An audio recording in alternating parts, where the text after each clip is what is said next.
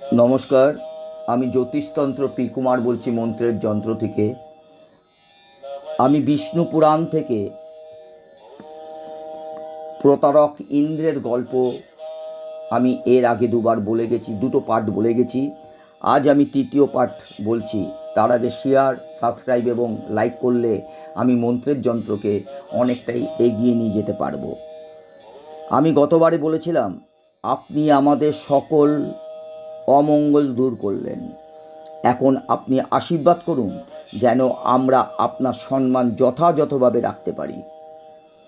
ইন্দ্রের এই এমন বিনীত কথা শুনে রাজি বুঝতে পারলেন ইন্দ্রের ইচ্ছে কি। কৌশল করে তার প্রতিশ্রুতি পালন এড়িয়ে যেতে চায়। কি আর করবেন তিনি?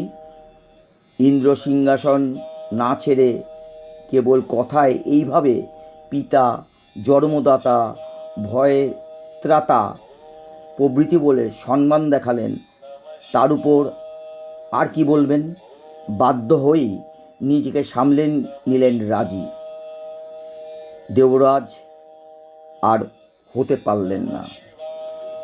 ইন্দ্রের এই বাজিমাত মনে মনে তাই ভারী উল্লাস।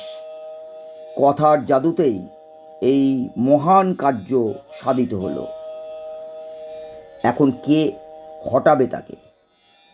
যথাপূর্বক তথা পরং আগে যেমন ছিলেন তেমনই রয়ে যাবেন দেবরাজের সিংহাসন। আগের থেকেও আরও নিশ্চিন্ত। দানবরা পলাতক, রাজি বশীভূত। কথার কৌশলে সকল অশান্তি দূর হয়েছে। কাজী এবার শুধু ভোগ বিলাসেই মেতে উঠলেন দেবতাগণ। দেবর্ষি নারদের কোনো কিছুই অজানা নেই। তিনি মনে মনে ভাবলেন, দেবতার রাজা হয়েও ইন্দ্র এত বড় অন্যায় করল, তার একটু সাজা হওয়া দরকার। তাই তিনি চললেন রাজির পুত্রদের কাছে। গিয়ে বললেন, তোমরা মহারাজ রাজির পুত্র বলে আমার মনে হয় না। যদি হতে তাহলে এমন ব্যবহার তোমাদের হতো না। তোমরা বীর নামে পরিচিত, কিন্তু আমার তা মনে হচ্ছে না। দেবর্ষি নারদের এই কথা শুনে রাজির পুত্ররা তো অবাক। আমরা কি এমন দোষ করলাম যে নারদ ঠাকুর আমাদেরকে এমন হেয় প্রতিপন্ন করছেন? তারা বলল, হে দেবর্ষি, আমরা আপনার কথার কোনো অর্থ বুঝতে পারছি না। আপনি দয়া করে সরল করে বলুন আপনি কি বলতে চান।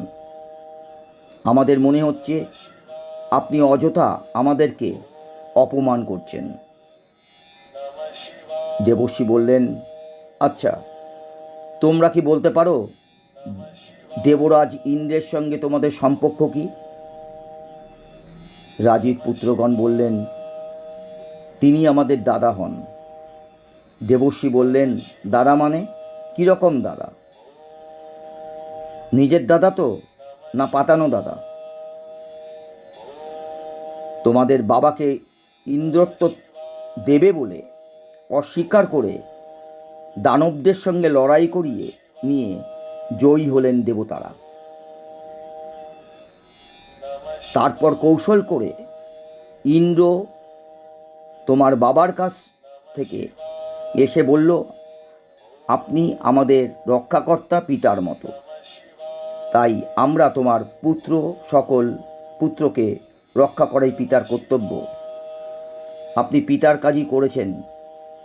এইভাবে নানা কথার জাল বুনে তোমাদের পিতাকে তোষামত করে দেব সিংহাসনের দাবি থেকে বঞ্চিত করেছেন। এখন তোমাদের বাবা আর কেমন করে স্বর্গের সিংহাসনে বসতে যাবেন? এইভাবে ইন্দ্র তোমাদের বাবার সঙ্গে নেমো খারামো করেছে। আমার মনে হয় তার প্রতিশোধ নেওয়া দরকার। এইভাবে প্রতারণা করে যারা তাদের বরদাস্ত করা এবং দুর্বলতা লক্ষণ, তোমরা সেই রাজির পুত্র মহাবলবান বলে গর্ব করো। এই কি তার নমুনা? তাই এমন দুর্বৃত্তদের এখনো ক্ষমা করে বসে আছো? দেবশ্রী নারদের কথা যতই শোনে রাজির পুত্রদের মাথা ততই গরম হয়ে ওঠে। তারা চিন্তায় করল যে দেবশ্রী নারদ ঠিক কথাই বলছেন। ওই অকৃতজ্ঞ দেবতাদের সাজা দেওয়ার উচিত। ইন্দ্র যদি তাদের প্রকৃত দাদা হতো তাহলে আপদে বিপদে সাহায্য করত। ওই কখনো তো আসেননি এদিকে। না, আর অপেক্ষা করা যায় না বলে স্বর্গ আক্রমণ করাই আমাদের উচিত। নমস্কার, আমি মন্ত্রের যন্ত্র থেকে বিষ্ণু পুরাণের ইন্দ্রের প্রতারণা গল্প বলছি। পরবর্তীকালে এই বিষ্ণু পুরাণ থেকেই প্রতারক ইন্দ্রের চতুর্থ পাঠ শোনাব। নমস্কার।